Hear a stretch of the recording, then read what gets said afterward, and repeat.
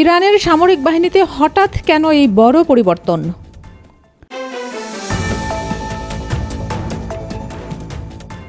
শুনছিলেন শিরোনাম, এবার বিস্তারিত। মধ্যপ্রাচ্যের ভূ রাজনীতিতে বড় ধরনের রদবদল। ইরানের সামরিক কমান্ড কাঠামোকে আবারও শক্তিশালী করতে একযোগে শীর্ষ 6 পদে নতুন নেতৃত্বে এনেছে দেশটির সর্বোচ্চ নেতা আয়াতুল্লাহ মোজতবা হুসাইন খামেনি। সশস্ত্র বাহিনী থেকে শুরু করে প্রভাবশালী ইসলামিক রেভলিউশনারি গার্ড কর্পস সবখানেই এসেছে এই পরিবর্তন। ঠিক কী কারণে এই বড় সিদ্ধান্ত এবং কেন হেভিওয়েট কমান্ডাররা পেলেন নতুন দায়িত্ব?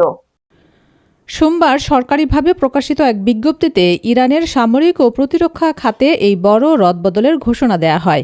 দেশটির সর্বোচ্চ নেতার পৃথক আদেশে সামরিক বাহিনীর 6টি অতি গুরুত্বপূর্ণ পদে নতুন জ্যেষ্ঠ কমান্ডারদের বসানো হয়েছে। এর মধ্যে সশস্ত্র বাহিনীর চিফ অব স্টাফ হিসেবে দায়িত্ব পেয়েছেন মেজর জেনারেল আলী আবদুল্লাহি, আর তার ডেপুটি চিফ অব স্টাফ হিসেবে নিয়োগ দেওয়া হয়েছে ব্রিগেডিয়ার জেনারেল কিউমার্স হেইদারিকে। এদিকে তেহরানের সবচেয়ে প্রভাবশালী সামরিক শাখা ইসলামিক রেভলিউশনারি গার্ড কর্পস বা IRGC-তে এসেছে সবচেয়ে বড় পরিবর্তন। ব্রিগেডিয়ার জেনারেল আহমদ ওয়াহিদিকে পদোন্নতি দিয়ে মেজর জেনারেল করা হয়েছে এবং তাকেই IRGC-র নতুন সর্বাধুনিক বা প্রধান হিসেবে বেছে নেওয়া হয়েছে। তার সহযোগী হিসেবে IRGC-র ডেপুটি সর্বাধিনায়ক করা হয়েছে মেজর জেনারেল মোস্তফা ইজাদিকে। পাশাপাশি এই বাহিনীর নৌবাহিনীর কমান্ডারের দায়িত্ব বুঝে নিয়েছেন রিয়ার অ্যাডমিরাল আলী আজমেই। আর আধা সামরিক বাসিজ প্রতিরোধ বাহিনীর শাখা বাসিজ মোস্তাজাফান সংস্থার প্রধানের দায়িত্ব দেওয়া হয়েছে হুজ্জাতুল ইসলাম ওয়াল মুসলিমি হুসাইন তাইয়বকে।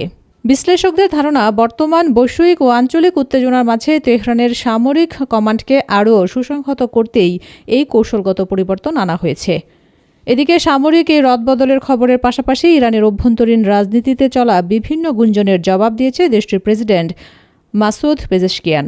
বার্তা সংস্থা ISNকে দেয়া এক বক্তব্যে তিনি পরিষ্কার করে দিয়েছেন যে সর্বোচ্চ নেতা মোজতবা খামেনি বর্তমানে সম্পূর্ণ সুস্থ আছেন।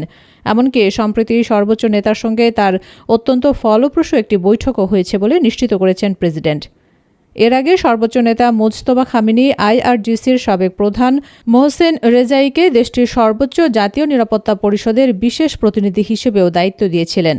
সব মিলিয়ে অভ্যন্তরীণ রাজনৈতিক স্থিতিশীলতার বার্তা দেওয়ার পাশাপাশি নিজেদের সামরিক শক্তিকে আরও জোরালো করতেই তেহরানের এই নতুন পদক্ষেপ।